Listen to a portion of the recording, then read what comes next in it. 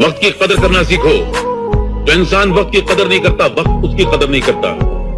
नाकदर इंसान के बाद जब भी वक्त आता है, बुरा वक्त बनकर आता है। याद रखना मेरी इस बात को। इस घिनौने माहौल में, इस रिश्वत के समाज में अगर इज्जत की जिंदगी गुजारनी है तो अपना सीना चीर कर, अपने जमीर को कत्ल करके, अपनी रूह को मार के उसकी लाश को रिश्वत के कदमों में डालना पड़ता है, तब जाकर इंसान ये जिंदगी गुजार सकता है जो तुम गुजार रहे हो।